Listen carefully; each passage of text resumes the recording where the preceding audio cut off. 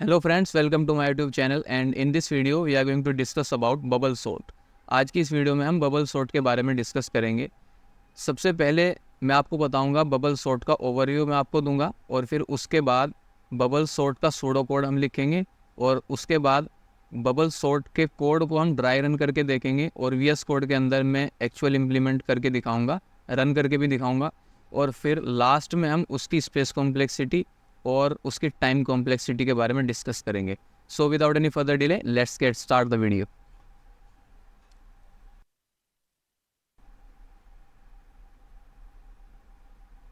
Bubble sort, देखो bubble sort क्या है। हमारे पास वैसे तो बहुत सॉर्टिंग एल्गोरिदम हैं। उन्हीं सॉर्टिंग एल्गोरिदम्स में से बबल सॉर्ट भी एक एल्गोरिदम है जिसके ज़रिए से हम सॉर्ट परफॉर्म करते हैं। देखो मान लीजिए मेरे पास एक एरे है 20, 50, 40, 10 एंड 30। ये एक एरे है। अगर मुझे इसे सॉर्ट करना है तो मेरे पास 10, 20, 30, 40, 50 सॉर्ट होने के बाद ये मुझे कुछ इस तरीके का मिलना चाहिए। और जब हम बबल सॉर्ट परफॉर्म करते हैं तो हमें सिर्फ दो चीज़ें याद रखनी है। सबसे पहला तो क्या है, push max element to the right, और दूसरी क्या चीज़ है, हम इसे पुश कैसे करेंगे, स्वैपिंग के ज़रिए से। स्वैप एडजेसेंट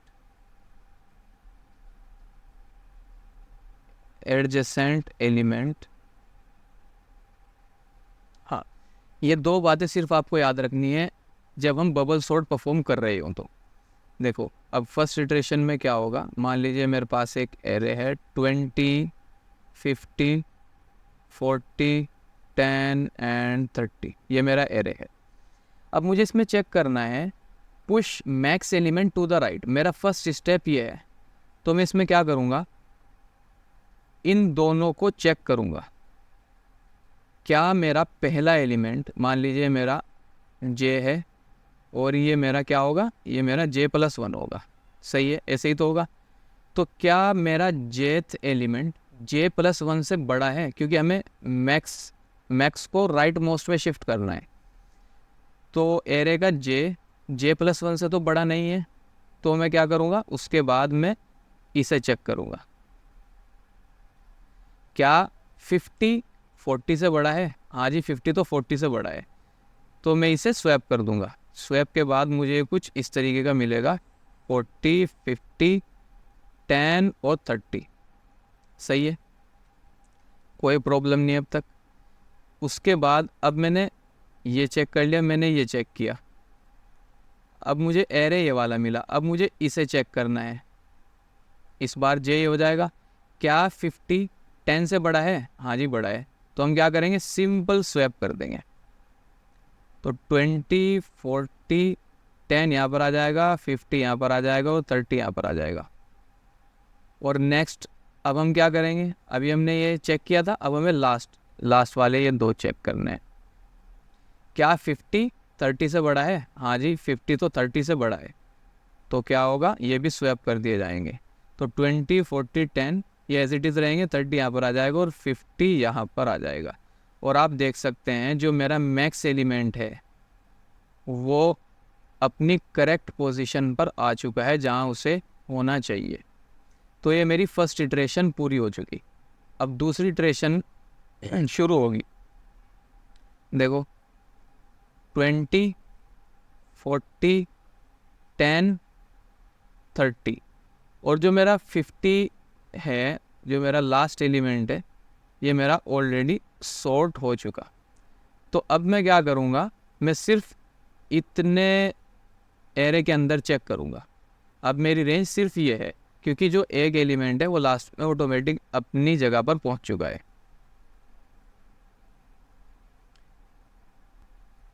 अब देखो यहाँ पर क्या होगा, ये 20। अब मैं इसे चेक करूँगा, क्या मेरा 20 बड़ा है 40 से? नहीं, ये कंडीशन फॉल्स हो जाएगी। फिर मैं इसे चेक करूँगा, क्या 40 10 से बड़ा है? हाँ जी, 40 तो 10 से बड़ा है। तो ये स्वैप कर दिए जाएंगे। 40 यहाँ पर आ जाएगा, 30 यहाँ पर आ जाएगा, और जो 50 है वो तो मेरा ऑलरेडी शॉर्ट है ही, मुझे इसे छेड़ने की बिल्कुल भी ज़रूरत नहीं है। सही है। अब देखो लास्ट में क्या होगा, 10। इस बार मैंने इन्हें स्वैप किया था, इन्हें चेक किया था, अब मैं इन्हें चेक करूँगा। क्या मेरा 40 30 से बड़ा है? हाँ जी, 40 और 30 से बड़ा है, तो स्वैप कर दिए जाएंगे, स्वैप इट। और जो 50 है वो तो एज इट इज़ रहेगा ही रहेगा। अब देखो इतना एरे मेरा सॉर्ट हो चुका, 50 भी अपनी करेक्ट पोजीशन पर पहुंच गया, और 40 भी अपनी करेक्ट पोजीशन पर पहुंच गया, और 50 भी। सही है। तो थर्ड इटरेशन में क्या होगा, सेकंड इटरेशन भी मेरी पूरी हो गई, क्योंकि लेंथ मेरी इस बार इतनी थी और ये लास्ट तक मैं इसे पूरा करके आ चुका। अब थर्ड में क्या होगा, थर्ड में मुझे मेरा एरे मिलेगा 20, 10, 30 और 50, 40 सॉर्ट हो चुके। 50, 40 जो है 40, 50 ये ऑलरेडी सॉर्टेड है। अब मुझे क्या करना है, तो मैं फिर से इसे चेक करूँगा। क्या 20 10 से बड़ा है? हाँ जी, 20 तो 10 से बड़ा है, तो स्वैपिंग होगी यहाँ पर। 10, 20 और 30 और 40, 50 तो as it is, 40, 50 as it is रहेंगे। अब देखो नेक्स्ट, अब क्या होगा यहाँ पर, अभी मैंने इन्हें चेक किया था, अब मुझे इन्हें चेक करना है। क्या मेरा 20 बड़ा है 30 से? नहीं, ये कंडीशन फॉल्स है। तो यहाँ पर क्या होगा, मैं अपनी जो मुझे रेंज तक जाना था उस रेंज तक मैं पहुँच गया, और जो स्वैप होने थे मैंने कर दिए, और जो नहीं होने थे वो रह गए। ठीक है, तो ये कंप्लीट हो गया। अब मुझे मेरा फाइनल एरे तो अभी नहीं मिला, क्योंकि अभी एक रेंज और रिड्यूस होगी इसमें से।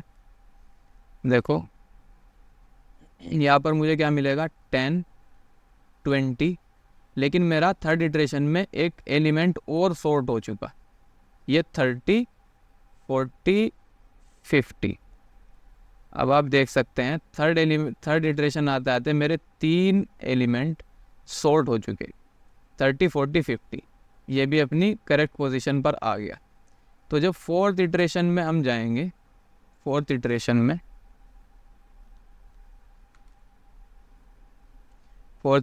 यहाँ पर लिखता हूँ, तो ये एरे यहाँ पर आएगा 10, 20 और जो 30, 40, 50 है तो ऑलरेडी सॉर्ट हो चुके। ये आएगा 30, 40, 50, ये तो ऑलरेडी सॉर्टेड है। अब देखो इस बार मेरी रेंज सिर्फ ये है। अब इस रेंज में मुझे चेक करना है, क्या 10, 20 से बड़ा है? नहीं है, तो ये यहाँ पर कंडीशन मेरी ट्रू नहीं होगी, तो ये एज इट इज़ रहेगा, स्वैपिंग नहीं होगी। तो मुझे फाइनली मेरा एरे मिल चुका, 10, 20, 30, 40, 50। आप देख सकते हैं ये मेरा एरे सॉर्टेड एरे है, और मैंने इसे बबल सॉर्ट के ज़रिए सॉर्ट कर लिया। ये बबल सॉर्ट है। ओके, अब हम बात करते हैं इसका सूडो कोड लिखते हैं।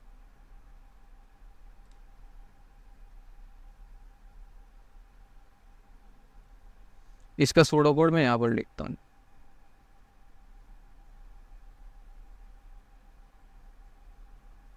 देखो इसमें से कुछ हमें पैटर्न ऑब्जर्व करने होंगे, क्योंकि हमें सूडो कोड लिखना है 0, 1, 2, 3, 4। सबसे पहले मैंने क्या किया, मैंने इस पूरे एरे को अपनी रेंज बनाया। तो मैं सिंपल कह सकता हूँ, मैंने इस पूरे एरे को अपनी रेंज बनाया, और फिर मैं एक एक रिड्यूस करता चला गया। देखो यहाँ पर ये पूरा एरे रेंज में है, फिर एक कम हुआ, उसके बाद 2 कम हुए, उसके बाद 3 कम हुए, और लास्ट के 2 रह गए बस। ठीक है, तो एक एक मेरी रेंज में रिड्यूस होता चला गया। अब इसमें मैं कह सकता हूँ कि मैं यहाँ पर एक लूप चला सकता हूँ फॉर आई, जो कहाँ से कहाँ तक चलेगा, वो चलेगा n-1 से, क्योंकि 4 मेरा क्या है, अगर n मेरा 5 है तो 4 को मैं कह सकता हूँ ये मेरा n-1 है। तो लूप मेरा n-1 से स्टार्ट होकर 1 तक जाएगा। कहाँ तक, 1 तक, क्योंकि आप देख सकते हैं कि n-1 से स्टार्ट हुआ, n-2, n-3 और ये n-1 तक गया। सही है। तो फर्स्ट लूप इसके ज़रिए से तो हमारी रेंज जो है वो ऑटोमेटिक रिड्यूस होती चली जाएगी। ये तो सिर्फ रेंज सेलेक्ट करने के लिए हमारा हो गया। अब हमें दूसरा काम क्या करना है, इन्हें चेक करना है। एक इसमें इनर लूप भी लगेगा जो यहाँ से लेकर यहाँ तक जाएगा और इन एलिमेंट को चेक करेगा और स्वैप करेगा। सही है। तो इसके लिए मैं इसमें एक और लूप चला सकता हूँ, फॉर j फ्रॉम, और j की स्टार्टिंग कहाँ से होगी, देखो रेंज मेरी यहाँ से यहाँ तक थी, तब भी मैंने 0 से यहाँ तक चेक किया, और जब मेरी रेंज यहाँ से यहाँ तक है तब भी मैं 0 से ही स्टार्ट कर रहा हूँ। लेकिन एंड में कहाँ पे कर रहा हूँ, देखो मैंने पहले इसे चेक किया, इन दोनों को चेक किया, फिर उसके बाद मैंने इन दोनों को चेक किया, फिर उसके बाद इन दोनों को, और फिर उसके बाद इन दोनों को। ये तो चेक किया है मैंने। तो मैं सिंपल कह सकता हूँ कि मेरी रेंज अगर i मेरा यहाँ पर 4 है तो मेरी रेंज i-1 रहेगी, क्योंकि ये अगर मेरा j है तो j+1 मेरा ये होगा, और फिर नेक्स्ट इटरेशन में ये मेरा j बन जाएगा, और j+1 मेरा ये बन जाएगा, उससे नेक्स्ट इटरेशन में ये मेरा j बन जाएगा, j+1 ये बन जाएगा, उससे नेक्स्ट इटरेशन में जब ये मेरा j बनेगा तो j+1 बनने के लिए तो कुछ बचा ही नहीं, तो यहाँ पर इंडेक्स आउट ऑफ रेंज वाला एक्सेप्शन एरर रेज हो जाएगा। तो मैं क्या करूँगा, j को सिर्फ यहाँ तक रखूँगा ताकि j+1 मेरा लास्ट वाला बन जाए। ओके, तो j जो मेरा एंड होगा, j मेरा स्टार्ट 0 से होगा और हमेशा कहाँ तक चलेगा, i-1 तक। ओके, तो j मेरा स्टार्ट 0 से होगा और चलेगा i-1 तक। अब देखो, मान लो ये मेरा एरे है 20, 50, 40, 10, 30, ये मेरा एरे है, और इसकी इंडेक्सिंग भी मैं करता हूँ 0, 1, 2, 3, 4। ये मैंने इसकी इंडेक्सिंग भी कर ली। अब मैं यहाँ पर क्या करूँगा, देखो मैं ये दो चीज़ें तो चेक कर रहा हूँ, ये मेरा j, ये j+1।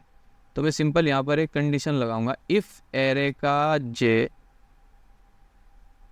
बड़ा है, क्योंकि हमने अभी यहाँ पर रूल में क्या देखा, इसके दो रूल हैं, पुश मैक्स, हमें सबसे बड़े को सबसे राइट मोस्ट में लेकर जाना है। ओके, तो मैं यहाँ पर एरे का j अगर बड़ा है एरे के j+1 से, तो उस केस में क्या करो, उस केस में आप स्वैप कर दो। सही है, स्वैप कर दो एरे के j को एरे के j+1 से। ओके, स्वैप कर दो, सिंपल। अब ये हमारा सूडो कोड हो गया। अब इसको मैं एक बार आपको ड्राई रन करके दिखाता हूँ। ये जो मैंने एरे यहाँ पर लिखा है, ये वाला, इसको मैं यहाँ से उठाकर यहाँ पर रखता हूँ। सॉरी, इसमें कुछ गड़बड़ हो गई, मैंने इसे यहाँ से उठाया, और चलो मैं इसे यहीं पर रख लेता हूँ, मैं इसे नीचे समझा दूँगा। देखो, अब i मेरा कहाँ से स्टार्ट हुआ, n-1 से, तो i की वैल्यू मेरी क्या है, 4। i मेरा यहाँ से स्टार्ट हुआ, और 1 मेरा कहाँ है, ये रहा यहाँ पर। ओके, और j मेरा स्टार्ट हुआ 0 to i-1, तो j मेरा यहाँ से स्टार्ट होकर यहाँ तक चलेगा। अब ये चेक करेगा एरे का j बड़ा अगर है, इज ग्रेटर देन एरे के j+1 से।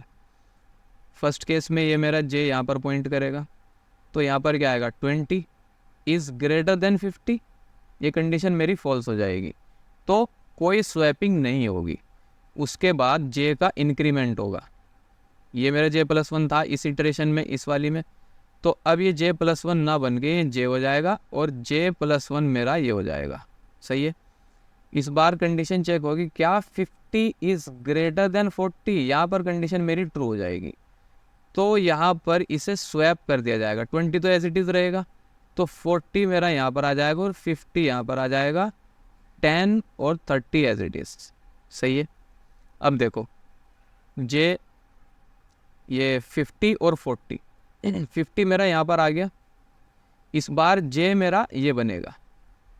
सही है ना, क्योंकि ये मेरा 0th इंडेक्स है, ये मेरा 1 इंडेक्स है। तो 1 इंडेक्स को जब मैंने स्वैप किया, मेरी कंडीशन यहाँ पर ट्रू हो गई।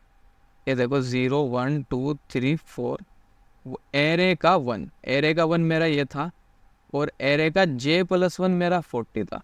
तो 50 इज ग्रेटर देन 40 जब ये कंडीशन मेरी ट्रू हुई तो स्वैपिंग हो गई। स्वैपिंग के बाद मुझे एरे ये मिला। अब जे का इंक्रीमेंट हुआ 2 पर, तो 0 1 2 पर क्या हो गया, 2 पर मेरा 50 आ गया। अब 50 को चेक किया जाएगा j+1 के साथ, j+1 मेरा है 10, क्या 50 इज़ ग्रेटर देन 10, जो कि मेरी कंडीशन ट्रू है। 50 इज़ ग्रेटर देन 10 तो ये भी ट्रू हो जाएगी। तो इसे स्वैप कर दिया जाएगा। इस बार क्या होगा, 20 40 10 यहाँ पर आ जाएगा और 50 यहाँ पर आ जाएगा और 30 एज इट इज़। सही है। 0 1 2 3 4। इस बार मेरा जे कहाँ पर पॉइंट आउट करेगा, जे इस बार मेरा यहाँ पर आ गया और ये मेरा j+1 हो गया। अब देखो क्या जे मेरा 50 है, is greater than j+1, j+1 is nothing but 30। तो ये कंडीशन भी मेरी ट्रू हो गई और फर्स्ट इटरेशन के बाद मुझे मेरा जो फाइनल एरे मिलेगा वो ऐसा मिलेगा, 20 40 10 30 50। और आप देख सकते हैं 50 अपनी जगह पर जहां उसे होना चाहिए सॉर्टेड एरे के अंदर, वो वहां पर पहुंच चुका है। तो ये तो इसकी एक इटरेशन थी। इसी तरीके से ये देखो, एक इटरेशन ये थी, फिर इसकी दूसरी इटरेशन चलेगी, फिर तीसरी और चौथी, 4 इटरेशन में जाकर ये हमारा कंप्लीट सॉर्टेड हो जाएगा। अब हम इसका एक्चुअल इम्प्लीमेंटेशन करते हैं। VS कोड में खोल रहा हूँ, वहाँ पर इसका एक्चुअल इम्प्लीमेंटेशन करते हैं। ये देखो, ये मेरा मेन फंक्शन है n, which is the size of array C in. सबसे पहले मैं इसमें n इनपुट कराऊंगा जो कि मेरा एरे का साइज़ होगा, और मैं यहाँ पर सिंपल उन एलिमेंट्स को रीड कर लूँगा और फिर उसके बाद बबल सॉर्ट एल्गोरिदम मुझे अप्लाई करना है उस एरे पर, और फिर उसके बाद मैं सिंपल प्रिंट कर रहा हूँ। तो अब मुझे इस फंक्शन को कंप्लीट करना है। मैं यहाँ पर लिखूँगा फॉर, सूडो कोड मैंने आपको बता ही दिया है, मैं सिंपल अब उसे लिख रहा हूँ।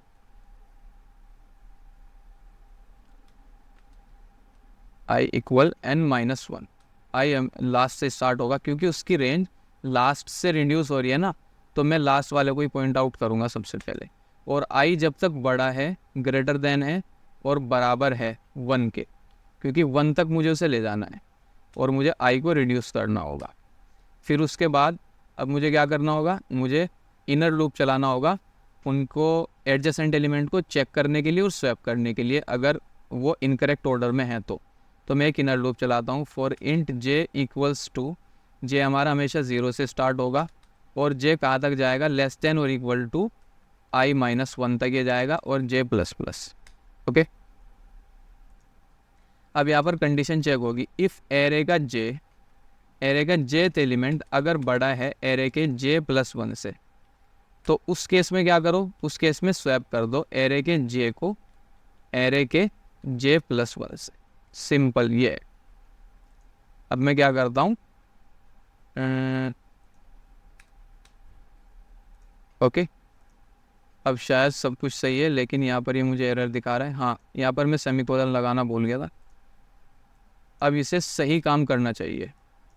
चलो इसे सेव करता हूँ और इसे चेक करता हूँ एक बार, g++test.cpp, और यहाँ पर आप देख सकते हैं एक a.exe नाम की फ़ाइल जनरेट हो गई। एग्जीक्यूटेबल फाइल है बेसिकली ये।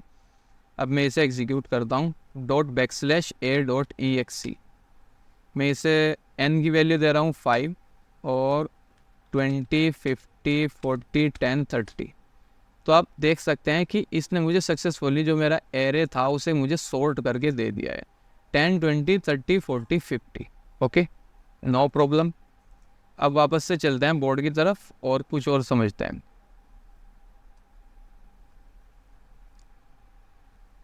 हमने सक्सेसफुली उसको इम्प्लीमेंट कर लिया, उसमें इनपुट डालकर उसका आउटपुट भी चेक कर लिया। अब बात करते हैं उसकी टाइम कॉम्प्लेक्सिटी के बारे में। सूडो कोड कहाँ पर लिखा हुआ है? उसका सूडो कोड ये रहा, देखो। मैं इसका पेन का कलर चेंज करता हूँ, ग्रीन ले लेते हैं। सूडो कोड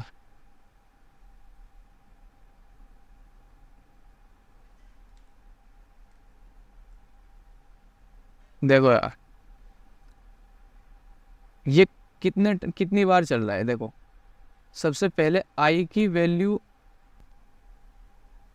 यार सूडो कोड थोड़े ही लिखना है, हमें तो इसकी टाइम कॉम्प्लेक्सिटी लिखनी है। टाइम कॉम्प्लेक्सिटी,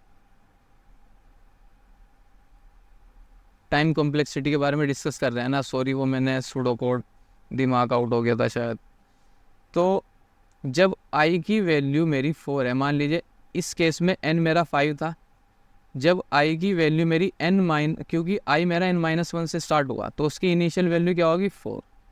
तो जब उसकी इनिशियल वैल्यू 4 थी, उस केस में जे कहाँ से कहाँ तक चला? जे हमेशा 0 से i-1 तक चला है। और मैं कह सकता हूँ कि वो 0 से, क्योंकि i की वैल्यू मेरी 4 थी, 0 से वो 3 तक चला है। और जब i की वैल्यू 3 हुई तो j मेरा कहाँ से चला? 0 से i-1 तक वो चला। तो मैं सिंपली कह सकता हूँ कि वो 0 से 3-1 विच इज़ इक्वल्स टू 2, वो 2 तक चला। फिर मैं कह सकता हूँ कि i की वैल्यू फिर रिड्यूस हुई 2, तो j इक्वल्स टू वो 0 से i-1 तक चलेगा, जो कि मेरा बनता है 0 से 1। अब मैं आपको यहाँ पर उस एरे को एक बार और लिख के दिखाता हूँ। 20, 50, 40, 10 एंड 30, 0, 1, 2, 3, 4, सही है। और i की सबसे मैक्स वैल्यू कहाँ तक गई? मिनिमम 1 तक गया। i 1 तक गया, क्योंकि मैंने आपको बताया था i की वैल्यू कहाँ तक गई? 1 तक। तो i equals to 1, j equals to j कहाँ तक गया? 0 से i-1। तो मैं सिंपली कह सकता हूँ कि 0 से 0, ये मैं कह सकता हूँ कि वो एक भी बार नहीं चला उस टाइम। क्या वो एक भी बार नहीं चला? जब इसकी वैल्यू 1 हो गई, जब ये 1 हुई, वो 0 से 1 तक चला, तो फिर वो 0 से 0, तो वो इतना चला। हाँ, अब देखो यहाँ पर थोड़ा सा गौर करो, ये 3 क्या है? जब i 4 था, i की एक इटरेशन में ये 3 चला, मतलब ये 0 से लेकर 3 तक चला, जो कि टोटल बनते हैं 1, 2, 3, 4, ये 4 बने। तो 4 क्या है? n जब मेरा 5 है, तो मैं कह सकता हूँ कि ये 4 बार चला, जो कि मेरा बनता है n-1, सही है। फिर यहाँ पर ये 3 बार चला होगा, क्योंकि 2 है, तो मैं इसे कह सकता हूँ n-2। ये 2 बार चला होगा, मैं इसे कह सकता हूँ n-3। और मैं इसे कह सकता हूँ n-4, क्योंकि यहाँ पर ये 1 बार चलेगा, सही है। और अगर मैं यहाँ पर देखूँ 4, 3, 2, 1, ये वही है, 4, 3, 2, 1, ये वाले ये सेम। और मुझे पता है कि फर्स्ट n नेचुरल नंबर का जो सम होता है, मुझे टोटल स्टेप निकालना है, तो मुझे इनका सम करना पड़ेगा। तो फर्स्ट n नेचुरल नंबर का जो सम होता है, वो होता है n इंटू n+1/2। देखो, आप चेक भी कर सकते हो, 1 + 2 + 3 + 4 + 5, 5 और 4 9, 9 और 1 10 और 2 12 और 3 15, सिंपल है। तो मैं यहाँ पर n मेरे पास क्या है? 5 है, तो मैं इसे इस फॉर्मूले में पुट करके दिखाता हूँ। 5 × 5 + 1 विच इज़ नथिंग बट 6/2, यहाँ पर क्या आएगा? 30/2 विच इज़ इक्वल्स टू 15। आप देख सकते हैं आंसर एकदम मैच करेगा। तो फर्स्ट n नेचुरल नंबर का सम निकालने के लिए ये फॉर्मूला हमारे पास है। तो n की वैल्यू मेरे पास क्या है, n मेरा कहाँ से स्टार्ट हुआ, n-1 से। तो यहाँ पर n मेरा हो गया n-1 और इस वैल्यू को मुझे इस फॉर्मूले में पुट करना है। तो मैं इसे कैसे करूँगा, n की वैल्यू n-1 ही हो गया इंटू मैं ना भी लगाऊँ तो यार कोई वो नहीं है, लेकिन आप इग्नोर मारो इसे। यहाँ पर n-1 + 1 ये मैंने कर दिया। अब ये जाएगा ये जाएगा, सही है। यहाँ पर ये बाई 2 भी है। इसके बाद यहाँ पर क्या होगा, n-1 और यहाँ पर ये n और ये 2। यहाँ पर फिर क्या होगा, n into n minus n into 1 which is by 2। यहाँ पर आ जाएगा ये n²/2 माइनस n/2। तो आप देख सकते हैं इनसे अगर n ग्रेजुअली इंक्रीज होता है तो ये कोई मैटर नहीं करती, जितना यो टर्म मैटर करती है, जितना ये वाली टर्म मैटर करती है। तो इसकी वर्स्ट केस कॉम्प्लेक्सिटी को मैं कह सकता हूँ, इसकी वर्स्ट केस कॉम्प्लेक्सिटी है बिग O ऑफ n²। ये इसकी वर्स्ट केस कॉम्प्लेक्सिटी है। और इसकी एवरेज केस कॉम्प्लेक्सिटी भी average big O of n² ही है। लेकिन इसकी बेस्ट केस कॉम्प्लेक्सिटी क्या है उसके बारे में एक बार देखते हैं। इसकी best case complexity, best case, अब देखो बेस्ट केस क्या हो सकता है। मान लीजिए यूज़र ने जो एरे दिया वो ऑलरेडी सॉर्टेड दे दिया, 10 20 30 40 50। यूज़र ने ऑलरेडी सॉर्टेड एरे मुझे पकड़ा दिया, सही है, प्रोग्राम को पकड़ा दिया। अब यहाँ पर क्या होगा, देखो सबसे पहले हम चेक करते हैं इसमें, सही है। वो एल्गोरिथम क्या करेगा, इन दोनों को चेक करेगा, क्या ये दोनों अपने करेक्ट ऑर्डर में हैं। हाँ भाई ये तो करेक्ट ऑर्डर में है। फिर वो इसे चेक करेगा, क्या ये करेक्ट ऑर्डर में है, हाँ ये भी करेक्ट ऑर्डर में है। फिर वो इसे चेक करेगा, क्या ये है, हाँ ये भी है। फिर इसे चेक करेगा, क्या ये करेक्ट ऑर्डर में है, हाँ भाई ये भी करेक्ट ऑर्डर में है। फिर वो जब उसकी एक इनर लूप पूरा कंप्लीट हो जाएगा, फिर वो कमांड बाहर वाले लूप के पास जाएगी, आउटर लूप के पास। फिर वो क्या करेगा, फिर वो रेंज को रिड्यूस कर देगा। लेकिन क्या हमें रेंज को रिड्यूस करने की ज़रूरत है? हमें रेंज को रिड्यूस करने की कोई ज़रूरत नहीं है, क्योंकि हमें हमारा जवाब मिल चुका है। हमें पता लग चुका है कि हमारा एरे सॉर्टेड है। अब मैं आपको बताता हूँ कि वो कैसे पता रहेगा। देखो ये है और मेरा एरे वो था वहाँ पर, मान लीजिए ये मेरा एरे है। देखो रेंज सेलेक्ट हो गई, ये रेंज सेलेक्ट कर देगा और ये क्या करेगा, चेक करेगा और स्वैप करने का काम करेगा। तो जब ये इन दोनों को चेक करेगा, कंडीशन मेरी फॉल्स, तो ये स्वैपिंग नहीं होगी। इन दोनों को चेक करेगा, फिर से मेरी कंडीशन फॉल्स, स्वैपिंग नहीं होगी। फिर इनको चेक करेगा, फिर से कंडीशन फॉल्स, स्वैपिंग नहीं होगी। फिर इनको चेक करेगा, फिर से कंडीशन फॉल्स, स्वैपिंग नहीं होगी। मतलब जो अगर मेरा एरे सॉर्टेड है तो वहाँ पर एक बार भी स्वैपिंग नहीं होगी। तो मैं इसी चीज़ का फ़ायदा उठा सकता हूँ कि अगर स्वैपिंग नहीं हुई तो इसका मतलब मेरा एरे सॉर्टेड है। अगर एक बार भी स्वैपिंग हो गई, इसका मतलब क्या हुआ, ऑर्डर, एलिमेंट का ऑर्डर सही नहीं है, तभी तो स्वैपिंग हुई। और जब ऑर्डर सही नहीं है तो इसका मतलब एरे सॉर्टेड नहीं है। लेकिन जब एक बार भी स्वैपिंग नहीं हुई तो इसका मतलब सारे एलिमेंट अपने करेक्ट ऑर्डर में है, और जब वो अपने करेक्ट ऑर्डर में है तो इसका मतलब मेरा एरे ऑलरेडी सॉर्टेड है। तो इसको मैं क्या कर सकता हूँ, मैं यहाँ पर एक बूल वेरिएबल बना लूँगा, बूल टाइप का, इज सॉर्टेड, और मैं इनिशियली इसे ट्रू कर दूंगा, सही है। और फिर इफ कंडीशन के अंदर मैं क्या करूँगा, इसे इज सॉर्टेड, अगर स्वैपिंग होती है उस केस में तो मेरा एरे सॉर्टेड नहीं है, तो मैं इसे फॉल्स कर दूंगा। और after just this for loop, इस फॉर लूप के जस्ट बाद में मैं चेक करूंगा इज सॉर्टेड। अगर इज सॉर्टेड ट्रू है, इज सॉर्टेड अगर ट्रू है तो लूप को ब्रेक कर दो। हमें कोई ज़रूरत नहीं है अपनी रेंज को रिड्यूस करने की, फिर से चेक करने की, क्योंकि हमें पता चल चुका है एक भी बार स्वैपिंग नहीं हुई। यार जब स्वैपिंग नहीं हुई तो इसका मतलब एरे सॉर्टेड है। उसे रेंज रिड्यूस करके, अब मान लो एक बात है, जब मैंने देख लिया इतने एरे, मुझे पता चल गया भाई कोई स्वैपिंग नहीं है, तो मैं फिर से इसे ऐसे करूँगा, फिर से चेक करूँगा, फिर से कोई स्वैपिंग नहीं होगी। तो मैं फालतू टाइम क्यों खर्च करूँ अपना।